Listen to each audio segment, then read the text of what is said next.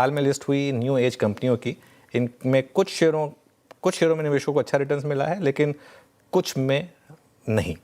ये पूरी जानकारी लेकर हॉर्माज मौजूद है। हॉर्माज, गुड आफ्टरनून, बताइए। गुड आफ्टरनून अनुज। और 5 नए एज की कंपनीज, जिसे आप आईपीओस का जिक्र कर ही रहे थे, तो ये न्यू एज कंपनीज के लिए भी एक आईपीओस का साल रहा था। तो हमने 5 ऐसी कंपनीज को सिंगल आउट किया है इस लिस्ट में, जहां पर grow, Lenskart, pine labs, urban company और फिजिक्स वाला। स्ट्रीट अभी भी बाजार जो है थोड़ा सा वार्म अप हो रहा है। अब तक इतनी ज़्यादा एनालिस्ट कवरेज आई नहीं है इन सारे स्टॉक्स के लिए, लेकिन लेंसकार्ट पर सबसे ज़्यादा है, जिसकी हमने सबसे ज़्यादा चर्चा भी की थी आईपीओ को लेकर के, उसके वैल्यूएशंस को लेकर के।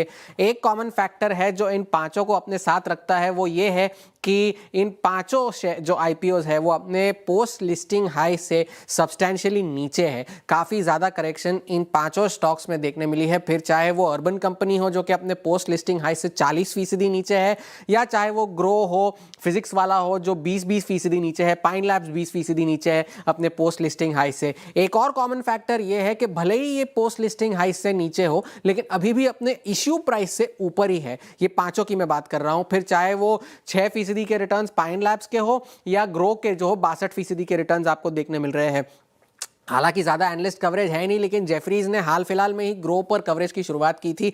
180 रुपए के लक्ष्य दिए थे, और साथ ही में उन्होंने ये कहा था कि उनके पास काफ़ी ऐसे मोड है जो कि वो एक 35% की ईपीएस ग्रोथ का कैगर दे सकते हैं आने वाले 3 वर्षों में। और बावजूद इसके कि उनकी ग्रोथ रॉबिनहुड जो कि यूएस का लिस्टेड एक ब्रोकिंग फर्म है उनसे ज़्यादा है, लेकिन फिर भी वो वैल्यूएशन डिस्काउंट पे ट्रेड करता है। और वेल्थ मैनेजमेंट जो उनका बिजनेस है, उसमें अगर ग्रोथ में तेजी हुई तो लक्ष्य में और 5% का इजाफा हो सकता है। लेंसकार्ट की हमने सबसे ज़्यादा चर्चा की थी, तो लेंसकार्ट का एक बुल केस सिनेरियो है, एक बेयर केस सिनेरियो है। मैक्वेरी ने कवरेज की शुरुआत करते हुए 530 रुपए के लक्ष्य दिए थे, कहा था कि उनके ग्रोथ का ट्रैक रिकॉर्ड अच्छा है, लेकिन लिस्टिंग से पहले ही एम्बिट ने लक्ष्य की बिकवाली की राय देते हुए 339 रुपए का लक्ष्य दिया था, और कहा था कि ये जो कंसिस्टेंटली निवेश करने की जरूरत पड़ेगी उससे बैलेंस शीट पर दबाव बना रहेगा।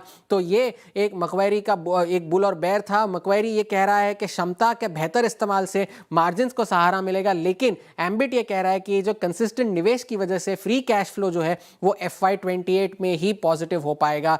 अब अगर देखें, मैक्वेरी ने कहा था कि ROIC जो कि return on capital invested capital है, वो आने वाले 3 वर्षों में तिगुना हो सकता है। एम्बिट ये कह रहा है कि उनका ROCE और ROIC दोनों अपने पीयर से काफी कम है, इस लिहाज से उनके वैल्यूएशन को जिस तरह का प्रीमियम मिल रहा है वो मायने नहीं रखता, वो वैल्यूएशन प्रीमियम जस्टिफाइड नहीं है। वही दूसरी तरफ पाइन लैब्स पर भी एक बुल और bear case scenario play out हो रहा है। जेफरीज ने 300 रुपए के लक्ष्य दिए थे, एमके ने 225 के लक्ष्य दिए थे।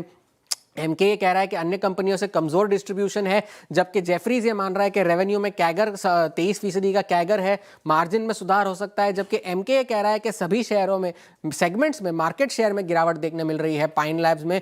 और जेफरीज ये कह रहा है कि डिस्काउंट है वैल्यूएशन का, लेकिन एमके ये मान के चल रहा है कि रिस्क रिवॉर्ड जो है पाइन लैब्स का अच्छा नहीं है। अर्बन कंपनी पर अब तक कोई बुलिश रिकमेंडेशन नहीं आई है, लेकिन एक कंसेंसस व्यू ये है कि जो ज्यादातर ग्रोथ अर्बन कंपनी की है वो भाव में शामिल है, और जो इंस्टा हेल्प जो उनकी नई यूनिट है उसमें जब तक वो निवेश करते रहेंगे उसमें नियर टर्म प्रॉफिटेबिलिटी पे असर पड़ता रहेगा। अब आगे इनके क्या ट्रिगर्स है? आगे इनके बड़े ट्रिगर ये है कि पहले तो इनके लॉक इन्स खत्म होंगे, तो जाके सप्लाई आएगी बाजार में, तीसरी तिमाही के नतीजे होंगे। बाजार को इसकी भी चिंता होगी कि लॉन्ग टर्म प्रॉफिटेबिलिटी का रोड मैप क्या है, और जैसे जैसे मिनिमम शेयर होल्डिंग से कंप्लाई करने के लिए प्रमोटर्स भी अपने जब शेयर्स बेचेंगे तब जाकर के और सप्लाई आएगी, तब ये सारे स्टॉक्स कैसे परफॉर्म करते हैं इस पर बाजार की सबसे ज्यादा नजर होगी।